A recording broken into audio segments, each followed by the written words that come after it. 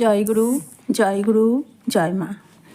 গীতামৃত চ্যানেলে সকলকে স্বাগত। আমি আলপনা আবারও একটা নতুন ভিডিও নিয়ে আপনাদের সামনে উপস্থিত হয়েছি। আজ শুভ ঝুলন পূর্ণিমা তিথি। এই তিথিতেই আমার জীবনের একমাত্র আরাধ্য দেবতা, পরম প্রেমময়, পরম করুণাময় ঠাকুর নিগমানন্দ পরমহংসদেব আমাদের মতো পাপী তাপী অধম জীবেদের উদ্ধার করতে তথা মুক্তির পথ দেখিয়ে দিতে আবির্ভূত হয়েছিলেন। তাই এই পুণ্যতিথিতে তার চরণে অনন্ত কোটি প্রণাম জানিয়ে আমি তারই সংক্ষিপ্ত জীবনী বলার চেষ্টা করছি। আপনারা সকলেই আমার সঙ্গে থাকুন। জয়গুরু। অবিভক্ত নদিয়া জেলার মেহেরপুর মহকুমার কুতুবপুর গ্রামে ভুবনমোহন ভট্টাচার্য এবং তার স্ত্রী মানিকসুন্দরী দেবী বাস করতেন। 1287 সালের ঝুলন পূর্ণিমা তিথিতে মানিকসুন্দরী দেবীর কোল আলো করে এক পুত্র সন্তান জন্ম নেন। দেখতে একদম পদ্ম ফুলের মতো। পদ্মের আরেক নাম নলিনী, তাই নাম রাখা হলো নলিনীকান্ত। তিনি মাতুলালয় রাধাকান্তপুরে পড়াশোনা করে পরে ঢাকা থেকে ওভারসিয়ারিং পাশ করেন। 1304 সালে হালিশহরের বৈদ্যনাথ মুখোপাধ্যায়ের কন্যা সুধাংশুবালার সহিত তার বিবাহ হয়। তারপর তিনি দিনাজপুর জেলা বোর্ডের ওভারসিয়ারিং পদে চাকরিতে নিযুক্ত হন। কিন্তু ইঞ্জিনিয়ার সাহেব অতুল কৃষ্ণ মুখার্জির সঙ্গে ঝগড়া হওয়ায় সেই চাকরি তিনি ছেড়ে দিলেন। পরে দিনাজপুর জেলার নারায়ণপুর গ্রামে 10 জন আমিনের উপর সুপারভাইজার পদে নিযুক্ত হলেন। এদিকে লক্ষ্মী স্বরূপা সুলক্ষণা সুধাংশুবালা কুতুবপুর থেকে গৃহবধূরূপে গার্হস্থ্য ধর্মে নিযুক্ত থাকেন। সুধাংশুবালা রূপে গুণে নলিনীকান্ত মুগ্ধ ছিলেন। বিবাহিত জীবনের 4 বৎসর পর কর্মক্ষেত্র নারায়ণপুরে একদিন সন্ধ্যার সময় নলিনীকান্ত চেয়ারে বসে কাগজপত্রের কাজ করছিলেন। টেবিলের উপর একটি লণ্ঠন জ্বলছিল। হঠাৎ নলিনীকান্ত দেখলেন তার টেবিলের পাশে তার স্ত্রী সুধাংশুবালার ছায়ামূর্তি দেখে নলিনীকান্ত ভয় পেয়ে গেলেন এবং চিৎকার করে উঠলেন। ধীরে ধীরে মূর্তিটি অদৃশ্য হয়ে গেল। কিছুক্ষণ পর কুতুবপুরে গিয়ে জানতে পারলেন যেদিন সন্ধ্যায় তিনি তার স্ত্রীর ছায়ামূর্তি দর্শন করেছিলেন তার ঠিক 1.5 ঘন্টা পূর্বে তিনি মারা গেছেন। তারপর তিনি প্রেততত্ত্ব এবং পরলোক তত্ত্ব জানবার জন্য উৎসুক হয়ে পড়লেন। নারায়ণপুরে থাকতে থাকতেই তিনি 6 মাস ছুটি নিয়ে মাদ্রাজ গেলেন। সেখানে থিওসফিক্যাল সোসাইটির বলে একটি সংস্থায় যোগ দিয়ে পরলোক তত্ত্ব সম্বন্ধে গভীর গবেষণায় মনোনিবেশ করলেন। একদিন প্ল্যানচ্যাট করে তার পরলোকগতা স্ত্রী সুধাংশুবালার সহিত কথোপকথন করলেন। দুজনের মধ্যে অনেকক্ষণ কথাবার্তা হলো। কথা বলে নলিনীকান্ত মুগ্ধ হলেও সন্তুষ্ট হতে পারলেন না। যেহেতু তিনি সুধাংশুবালাকে দেখতে পাচ্ছেন না, তিনি তার একটি গোপন সঙ্গীত শুনে আশ্চর্য হলেন। পূর্বের সেই স্বর, সেই সঙ্গীতটি আর কেউই জানতেন না। কিন্তু তাতেও নলিনীকান্ত তৃপ্ত হলেন না। তার প্রত্যক্ষ দর্শন চাই। এরপর মাদ্রাজ থেকে কলকাতায় ফিরলেন। সেখানে সাক্ষাৎ হয় স্বামী পূর্ণানন্দ পরমহংসের সহিত। তার নানা উপদেশে নলিনীকান্ত মুগ্ধ হলেন। পূর্ণানন্দজি নলিনীকান্তকে দেখে তার মনের অবস্থা বুঝতে পারলেন এবং বললেন, তোমার স্ত্রীকে পেতে চাও? জগতে প্রত্যেক নারীই মহামায়ার অংশ সম্ভূতা। সুধাংশুবালা দেহরক্ষার পর মহামায়ার অংশে লীন হয়েছেন। তাকে পেতে হলে মহামায়ার আরাধনা করতে হবে। নির্দিষ্ট সময়ে তোমার অভীষ্ট পূরণ হবে। তার উপদেশ শুনে নলিনীকান্ত পরম আনন্দ লাভ করলেন এবং তিনি সন্ন্যাস নিতে চাইলেন। তখন পূর্ণানন্দজি বললেন, আগে কোনো সদ্গুরুর কাছে দীক্ষা নাও গে, তারপর সন্ন্যাস গ্রহণ করবে। আমি তোমার গুরু নই। তোমার গুরু, কিন্তু গুরু পাই কোথায়? গুরুর জন্য তিনি বেকুল হয়ে উঠলেন। একদিন রাত্রিবেলায় নলিনীকান্ত স্বপ্নে দেখলেন এক জ্যোতির্ময় সৌম্যমূর্তি মহাপুরুষ তাকে ডেকে বললেন, নাও বৎস, এই মন্ত্র নাও। এই বলে নলিনীকান্তের হাতে একটি বিল্বপত্র বাড়িয়ে দিলেন। তারপর তার স্বপ্ন ভেঙে যাওয়ায় নলিনীকান্ত আলো জ্বেলে দেখলেন সত্যি সেই বিল্বপত্রে রক্তচন্দনে একাক্ষরী মন্ত্র স্ত্রীং বীজ লেখা আছে। তারপর তার প্রাণ অস্থির হয়ে উঠল কি এই মন্ত্র কিভাবে জপ করতে হবে তা জানার জন্য। অনেক বড় বড় সাধু সন্ন্যাসী এবং পণ্ডিতদের কাছে গেলেন, কিন্তু কোথাও কিছু হলো না। তখন সে মনের অবসাদে গঙ্গা স্রোতে ঝাঁপ দেবার সিদ্ধান্ত নিলেন। তারপর রাত্রি শুয়ে পড়লেন। ঠিক নিদ্রা এলো, তখন স্বপ্নে দেখলেন একজন বৃদ্ধ ব্রাহ্মণ শিহরে বসে গায়ে হাত বুলিয়ে দিয়ে বললেন, বৎস, তুমি গুরু কোথায় খুঁজে বেড়াচ্ছ? তোমার গুরু তো তোমার বাড়ির নিকটেই আছেন। যাও বীরভূম জেলা তারাপীঠে, সেখানে গিয়ে বামাখ্যাপার শরণাপন্ন হও। তিনি তখন তিনি তোমার অভীষ্ট বস্তু লাভ করিয়ে দেবেন। তারপর তারাপীঠে এসে বামাখ্যাপার সাক্ষাৎ লাভ করলেন। বামাখ্যাপা বললেন, পরম ভাগ্যবান তুই, তারা মন্ত্র পেয়েছিস। নির্দিষ্ট দিনে তিনি তন্ত্র সাধনায় বসলেন। সেই এক রাত্রির সাধনায় মায়ের দর্শন পেলেন। দেবী বললেন, বৎস, বর লো। তখন নলিনীকান্ত বললেন, আমি কি বর চাইব? আমার তো চাওয়ার কিছুই নেই। যখন ইচ্ছা হবে তখন যেন তোমাকে মনোময়ী মূর্তিতে দেখতে পাই। দেবী বললেন, তাই হবে। তারপর বামাখ্যাপার নির্দেশে সন্ন্যাস নেওয়ার পর জ্ঞানীগুরুর অনুসন্ধান করতে লাগলেন। এর মধ্যে তিনি চাকরি ছেড়ে দিলেন এবং সংসার থেকে চিরদিনের মতো বিদায় নিলেন। নানা জায়গায় ঘুরতে ঘুরতে আজমিরে এসে পৌঁছালেন। তখন তার শরীরের দিকে একেবারেই নজর ছিল না। চুলগুলো জটা হয়ে গিয়েছিল, লোকে দেখলে পাগল মনে করত। সেখানে এক বাঙালি ভদ্রলোক তাকে দেখে তার বাড়িতে আশ্রয় দিলেন এবং অনেক আদর আপ্যায়ন করলেন। তারপর সেই ভদ্রলোকের বাড়ির সামনেই এক ধর্মীয় অনুষ্ঠানে তার জ্ঞানীগুরু সচিদানন্দ পরমহংসের সঙ্গে সাক্ষাৎ হয় এবং তখন তিনি বুঝতে পারেন তিনিই তাকে সেই একাক্ষরী মন্ত্র দিয়ে এসেছিলেন। সচিদানন্দ তাকে নিয়ে গেলেন তার আশ্রম পুষ্করে। নলিনীকান্তের আশ্রম জীবন শুরু হলো। এই আশ্রমে থাকাকালীন অনেক কষ্ট সহ্য করতে হয়েছে তাকে।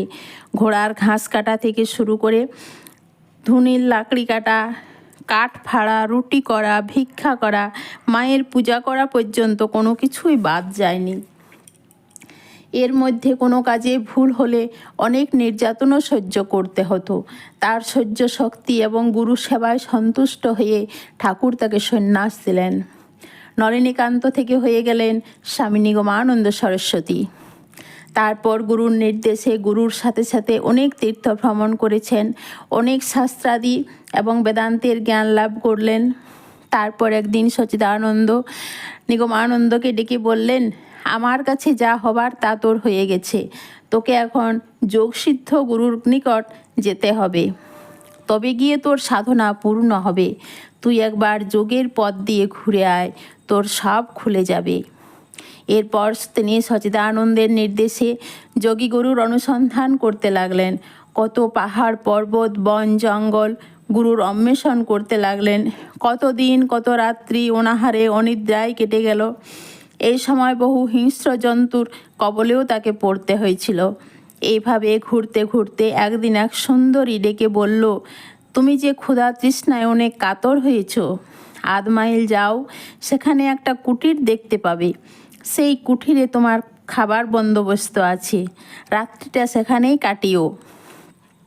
তার কথা মতো সেখানে অগ্রসর হয়ে দেখলেন এক জ্যোতির্ময়ী ভৈরবী এক কুঠিরের সামনে দাঁড়িয়ে আছে এবং তাকে তার কুঠিরে নিয়ে গিয়ে আদর আপ্যায়ন করে খাবার খাওয়ালেন এবং সেখানেই রাত্রি যাপন করলেন। ভৈরবীর কথাবার্তায় তিনি বুঝতে পারলেন তিনি যোগ সিদ্ধা। তখন নিগমানন্দ তার কাছে যোগ শিক্ষা করার ইচ্ছা প্রকাশ করলেন, কিন্তু তিনি মেয়ে মানুষ বলে তাকে যোগ শিক্ষা দিতে রাজি হলেন না। বরং তাকে নির্দেশ দিলেন, তুমি কলকাতায় যাও, সেখানে গুরু পাবে। এরপর কলকাতায় এসে অনেক খোঁজ খবর নেওয়ার পরে তিনি কয়েকজন সাধুর সাথে আসামের পরশুরাম তীর্থে গেলেন। সেখানে গিয়ে তিনি ভীষণ অসুস্থ হয়ে পড়লেন এবং নানা বাধা বিপত্তির মধ্য দিয়ে শেষে যোগীগুরু উদাসীনাচার্য সুমের দাসজির সঙ্গে সাক্ষাৎ হয়। অতপর হিমালয়ের এক গুহায় যোগশাস্ত্রে যেসব পন্থা আছে তা সহজ সাধ্য কৌশলে সুমের দাসজি শিখিয়ে দিলেন এবং লোকালয়ে গিয়ে যোগ সাধনা করার নির্দেশ দিলেন। তারপর তিনি পরশুরাম তীর্থ ছেড়ে মেদিনীপুরে এসে জমিদার সারদা প্রসন্ন মজুমদারের বাড়িতে যোগ সাধনা করতে লাগলেন। কিন্তু সেখানে সাধনায় বিঘ্ন ঘটায় সারদাবাবুকে না জানিয়ে গুরুর আদেশে অন্যত্র চলে গেলেন। তারপর কামাখ্যা এসে প্রথমে সবিকল্প সমাধি লাভ করলেন। কামাখ্যা মন্দিরে নিত্যানন্দ স্বামী বলে একজন সাধু থাকতেন। তার সাথে আলাপ হলো এবং তাকে নির্বিকল্প সমাধি আনবার কথা জানালেন। তখন নিত্যানন্দ স্বামী বললেন, তুমি অরূপ সমাধি আনলে তোমার বিপদ হতে পারে, এই সমাধির পরে কেউ ফিরে না। তার কথা না শুনে তিনি কামাখ্যা পাহাড়ে ভুবনেশ্বরী মন্দিরের পাশে বসে নির্বিকল্প সমাধি লাভ করলেন। নির্বিকল্প সমাধি লাভ করার পর তার মনে বিশেষ জ্ঞান এলো যে আমি গুরু। তারপর উজ্জয়িনীর কুম্ভ মেলায় এক সাধুদের সভায় সচিদানন্দ তাকে পরমহংস উপাধি দিলেন এবং তার কাছ থেকে গুরু দক্ষিণা চাইলেন। নিগমানন্দ বললেন, দেহ মন প্রাণ সবই তোমার পায়ে সঁপে দিয়েছি, আর তোমায় কি দক্ষিণা দেব? গুরু বললেন, পুষ্করে তুই আমার গুরুর গদিনে, এটাই হবে তোর গুরু দক্ষিণা। তাতে তিনি সম্মত হলেন না। কিছুদিন পর তিনি সচিদানন্দজিকে নিয়ে গৈহাটিতে যজ্ঞেশ্বর বিশ্বাসের বাড়িতে এলে বিশ্বাস মহাশয় সচিদানন্দের নিকট দীক্ষা প্রার্থী হলেন। কিন্তু তিনি শিষ্য নিগমানন্দের নিকট থেকেই দীক্ষা গ্রহণের নির্দেশ দিলেন। গুরুর নির্দেশে নিগমানন্দ যজ্ঞেশ্বর বিশ্বাস এবং তার স্ত্রীকে দীক্ষা দিলেন এবং গুরুগিরির সূচনা করলেন। এরপর নিগমানন্দের মনে হতে লাগলো তিনি একজন পূর্ণ জ্ঞানী সাধক, তার অজানা আর কিছুই নাই। কাশীতে এসে একদিন রাতে কাশীর অধিষ্ঠাত্রী দেবী অন্নপূর্ণা তাকে বললেন, বৎস, তুমি লীলার জগতে কিছুই জানো না, তাই তুমি অপূর্ণ। তুমি ভাবের সাধনা করো, তোমার সব দিক খুলে যাবে। অবশেষে মৈশরী পাহাড়ে 250 বছরের যোগ সিদ্ধা গৌরীমার নিকট ভাব সাধনায় সিদ্ধি লাভ করেন। অতঃপর তিনি আসামে এসে কোকিলামুখে মাত্র 6 জন সন্ন্যাসী ব্রহ্মচারীকে নিয়ে 1319 সালের বৈশাখ মাসে অক্ষয় তৃতীয়া তিথিতে মঠ প্রতিষ্ঠা করলেন। নির্বিকল্প ভূমি হতে তিনি মহামায়ার সঙ্গে চুক্তি করে এসেছিলেন যে তার চরণাশ্রিত শিষ্য একজন মেয়ে মুক্তি লাভ করবে, আর যে তার শিষ্য হয়েও তার বিরুদ্ধাচরণ করবে সেও 3 জন্মের মধ্যে মুক্তি লাভ করবে। এইভাবে নিগমানন্দ ত্রিতাপকৃষ্ট জগতে জীবগণের উদ্ধারের জন্য সদ্গুরু রূপে আসলেন। তার বহু অমূল্য অমৃতময় বাণী রয়েছে যা পড়লে আমাদের হৃদয় আনন্দে আপ্লুত হয় এবং জীবনে বহু সমস্যার সমাধান হয়ে থাকে। তিনি সনাতন ধর্মের মুখপত্র মাসিক পত্রিকা আর্যদর্পণ প্রকাশ করেছেন। বাংলা 1322 সালে তিনি সার্বভৌম ভক্ত সম্মিলনী প্রবর্তন করে অমর কীর্তি স্থাপন করেছেন। তিনি সারস্বত মঠ, সারস্বত আশ্রম ও সারস্বত সংঘগুলি স্থাপন করেছেন। তিনি জয়গুরু মহানামের প্রবর্তক। তিনি চতুর সাধন সিদ্ধ অলৌকিক শক্তিধর মহাপুরুষ। 1342 সালের 11 অগ্রহায়ণ শ্রী শ্রী ঠাকুর মহারাজ পুরী থেকে কলকাতার বিডন স্ট্রিটের ভাড়া বাড়িতে আসলেন চিকিৎসার জন্য। দুপুরবেলা স্নানের পর মা সুরবালা যখন ঠাকুরের চুল আঁচড়ে দিচ্ছেন, এমন সময় ঠাকুর তাকে মৃদু স্বরে বললেন, আমি আবার রানীর দেখা পেয়েছি। অন্ধকার একটা সুড়ঙ্গ, তার শেষ প্রান্তে সে হাসি মুখে দাঁড়িয়ে আছে। তারপর থেকে কাছে কাছেই রয়েছে, যায়নি। এবার আর বিচ্ছেদ নয়, একেবারে চিরমিলন। এসেছেন তার প্রিয়তমকে সঙ্গে করে নিয়ে যেতে, দূরে, বহু দূরে, সংসারের পঙ্কিলাবর্ত থেকে আনন্দময় নিত্যলোকে। এলো সেই বিশেষ দিন 1342 সালের 13 অগ্রহায়ণ শুক্লা চতুর্থী। স্থূলদেহ তথা রক্তমাংসের খাঁচা ছেড়ে নরাকার পরব্রহ্ম শ্রী শ্রী নিগমানন্দ প্রবেশ করলেন রূপ থেকে অরূপে, সাকার থেকে নিরাকারে। শেষ আশীর্বাদ তার সন্তানদের জন্য রেখে গেলেন। এক অনুপম অভয়বাণী। আমি চিরকাল আছি, চিরকাল থাকিব। স্থূল দেহে আমি তোমাদের বাহিরে আছি, কিন্তু স্থূল দেহ রক্ষা করিলে তোমাদের সকলের অন্তরেই হইবে আমার আসন মন্দির। শিষ্য ভক্তদের কামনা শূন্য অন্তর আলো করে চিন্ময়ী জগৎজননীকে সাথে নিয়ে ভক্তের হৃদয় মন্দিরে অধিষ্ঠিত থাকতে চাইলেন শ্রী শ্রী ঠাকুর মহারাজ। তার রাতুল রাঙাচরণে অনন্ত কোটি প্রণাম জানাই। এই ছিল তার সংক্ষিপ্ত জীবনী। তার চরণে অনন্ত কোটি প্রণাম জানিয়ে আজকের ভিডিও এখানে শেষ করছি। পরবর্তী ভিডিও নিয়ে আবার আপনাদের সাথে হাজির হব।